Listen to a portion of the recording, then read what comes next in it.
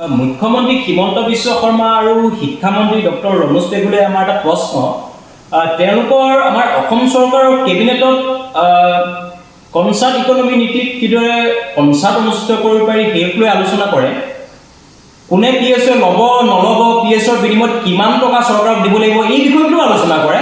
কিন্তু আচৰিত কথাটো হ'ল হিমন্ত বিশ্ব শৰ্মাৰ চৰকাৰৰ আজি 4 বছৰ উকলি গ'ল, কিন্তু আজি দিনলৈকে হিমন্ত বিশ্ব শৰ্মাৰ চৰকাৰে কেবিনেটত ৰাজহুৱা শিক্ষা ব্যৱস্থাটোক লৈ তেওঁলোকে কোনোদিন আলোচনা কৰা আমাৰ পৰিলক্ষিত হোৱা নাই। গতিকে অসমৰ ৰাজহুৱা শিক্ষা ব্যৱস্থাটোৰ ওপৰত অসম চৰকাৰৰ কেবিনেটত কিয় আলোচনা নহয়, এই কথা উত্তৰ হিমন্ত বিশ্ব শৰ্মা ডাঙৰীয়া আৰু শিক্ষামন্ত্ৰী ডক্টৰ ৰমেশ পেগু ডাঙৰীয়াই অসমৰ ৰাইজক দিব লাগে।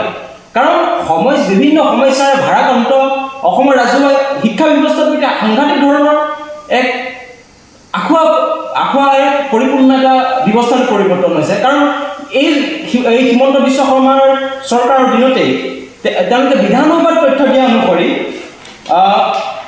বিধানসভাৰ তথ্য আপোনালোকে চাব যে বৰ্তমান চৰকাৰৰ দিনত প্ৰায় 6049খন প্ৰাথমিক বিদ্যালয় আৰু 214খন চৰকাৰী মাধ্যমিক, উচ্চ মাধ্যমিক আৰু উচ্চতৰ মাধ্যমিক বিদ্যালয় সম্পূৰ্ণৰূপে বন্ধ হৈ গৈছে। এই কিয় বন্ধ হৈছে? আজিৰ দিনটোত অসমত ইমান হাজাৰ হাজাৰ বিদ্যালয় হিমন্ত বিশ্ব শৰ্মাৰ চৰকাৰে কিয় বন্ধ কৰিবলগীয়া পৰিৱেশ সৃষ্টি হৈছে? কিয় অসমৰ অভিভাৱকসকলে, ছাত্ৰ ছাত্ৰীসকলে চৰকাৰী বিদ্যালয়ৰ প্ৰতি, চৰকাৰী শিক্ষাৰ প্ৰতি অনীহা আহিছে? এই কথা বতৰাবিলাক কেবিনেটত পৰ্যালোচনা নকৰি তেওঁলোকে ক'ত আলোচনা কৰিব? কিয় এই বিষয়বিলাক তেওঁলোকে আলোচনা নকৰে? কেৱল আৰু কেৱল শিক্ষকসকলক দুখ জাপি, কেৱল আৰু কেৱল তেওঁলোকে ছাত্ৰ ছাত্ৰীক কমাৰ অজুহাতত বিদ্যালয়বিলাক এইদৰে বন্ধই কৰি থাকিব নে ৰাজহুৱা শিক্ষা ব্যৱস্থাটো পুনৰুজ্জীৱিত কৰাৰ ক্ষেত্ৰত তেওঁলোকে কিবা পদক্ষেপ গ্ৰহণ কৰিব, তেওঁলোকে কেবিনেটত সিদ্ধান্ত গ্ৰহণ কৰিব?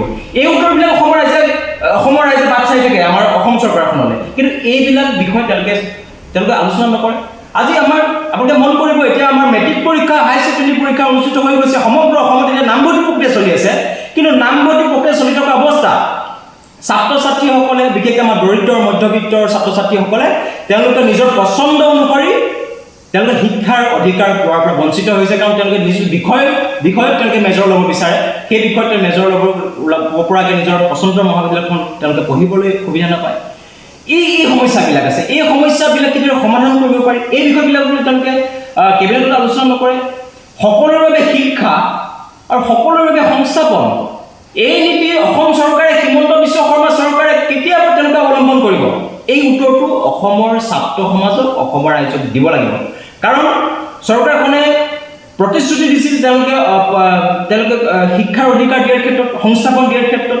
আজি সকলোৰে বাবে শিক্ষাৰ অধিকাৰ দিয়াত চৰকাৰ ব্যৰ্থ হৈছে আৰু সকলোৰে বাবে সংস্থাপন দিয়াৰ ক্ষেত্ৰত চৰকাৰ ব্যৰ্থ হৈছে।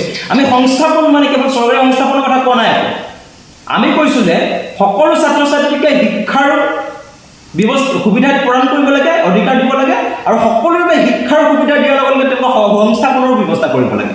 কেৱল চৰকাৰী সংস্থাপন নহয়।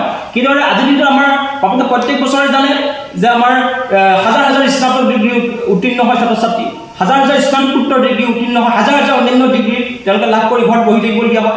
সেইসকল ছাত্ৰ ছাত্ৰীক কিদৰে চৰকাৰী চাকৰি দিব নোৱাৰিলেও কিদৰে এটা সংস্থাপন কৰ্মমুখী ব্যৱস্থালৈ তেওঁলোকে পৰ্যবেক্ষিত কৰিব পাৰি, অনুপ্ৰাণিত কৰিব পাৰি।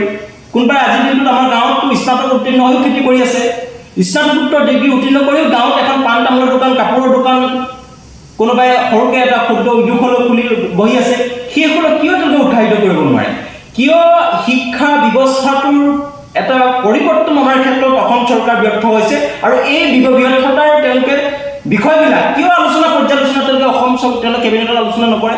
আৰু আটাইতকৈ ডাঙৰ কথাটো হৈছে, আপোনালোকে মন কৰিব যে এতিয়া অসমত প্ৰায় 12.7% বিদ্যালয়ত কম্পিউটাৰ শিক্ষাৰ ব্যৱস্থা আছে। অৰ্থাৎ আৰু আপোনাৰ 5.82% বিদ্যালয়ত ইণ্টাৰনেটৰ সুবিধা আছে। অৰ্থাৎ আমাৰ ডিজিটেল ব্যৱস্থাৰ প্ৰসাৰৰ ক্ষেত্ৰত অসম চৰকাৰৰ শিক্ষা বিভাগ যে সম্পূৰ্ণৰূপে ব্যৰ্থ হৈছে। কাৰণ 12% অসমৰ বিদ্যালয়তে কম্পিউটাৰ শিক্ষা ব্যৱস্থা আছে, 5% বিদ্যালয়তে তেওঁলোকে ইণ্টাৰনেটৰ ব্যৱস্থা প্ৰৱৰ্তন কৰিবলৈ সক্ষম হৈছে। বাকী আন 88খন বিদ্যালয়, আন অন্যান্য বিদ্যালয়বিলাকৰ হাজাৰ হাজাৰ বিদ্যালয়ত কিয় তেওঁলোকে কম্পিউটাৰ শিক্ষা প্ৰদান কৰাৰ ক্ষেত্ৰত ব্যৰ্থ হৈছে? দক্ষতা বিকাশৰ তেওঁলোকে মাধ্যম হিচাপে শিক্ষাক কিয় তেওঁলোকে এটা ব্যৱস্থা পৰিৱৰ্তন কৰিব পৰা নাই চৰকাৰে এই বিষয়বিলাক কিয় তেওঁলোকে কেবিনেটত আলোচনা নকৰে কেৱল আৰু কেৱল তেওঁলোকে আলোচনা কৰিব কোন বাহিৰৰ কোম্পানী আনি কনচাৰ্ট অনুষ্ঠিত কৰিব পাৰি কেলৈ কমিশ্যন খাব পাৰি কি কোনে PSO ল'ব নল'ব কাক PSO লোৱাৰ বিনিময়ত চৰকাৰ কিমান দিব লাগিব এইবিলাক লৈ আলোচনা অথচ অসমত বহু বিদ্যালয় আছে যে বিষয় আৰু শ্ৰেণী অনুপাতে শিক্ষক নাই সেই এইবিলাকক কি বিষয় আৰু শ্ৰেণী অনুপাতে শিক্ষক নিযুক্তি দিব লাগে এইবিলাক লৈ চৰকাৰে কেবিনেটত আলোচনা নকৰে কিদৰে অসমত ঠিকাভিত্তিক শিক্ষক আৰু কৰ্মচাৰী পদসমূহ পূৰণ কৰিব পাৰি সেইবিলাক লৈ কিয় অসম চৰকাৰে কেবিনেটত আলোচনা নকৰে কিয় এইবিলাক কথা অসমৰ ৰাইজক অৱগত নকৰে এই উত্তৰবিলাক অসমৰ মুখ্যমন্ত্ৰী হিমন্ত বিশ্ব শৰ্মাই আৰু ডক্টৰ ৰণোজ পেগুডাঙৰীয়াই আমাক অসমৰ ৰাইজক দিব লাগে কাৰণ অসমৰ ৰাজহুৱা শিক্ষা ব্যৱস্থাটো ধ্বংস কৰি পেলোৱা চৰকাৰখনে হৈছে বিজেপি চৰকাৰ হিমন্ত বিশ্ব শৰ্মা চৰকাৰ গতিকে ৰাজহুৱা শিক্ষা ব্যৱস্থাটো এইদৰে তেওঁলোকে অনীহা কৰিব এইদৰে তেওঁলোকে অৱহেলা কৰিব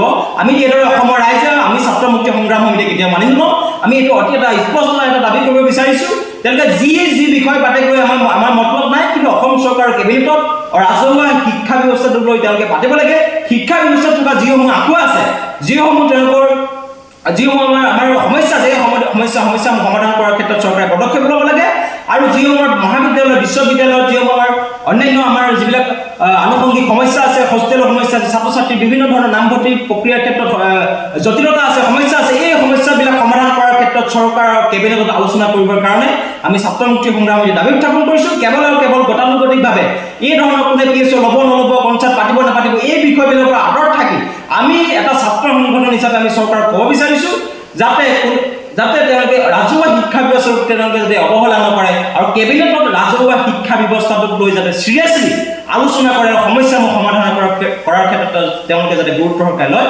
এই ক্ষেত্ৰত আমি দাবী উত্থাপন কৰিছোঁ আৰু যদি নকৰে অনাগত দিনত তেওঁলোকে প্ৰতিবাদৰ সন্মুখীন হ'ব লাগিব এই কথা অতি স্পষ্টতে আমি চৰকাৰৰ পক্ষে নিবেদন কৰিম ৰিপৰ্টাৰ লাইভ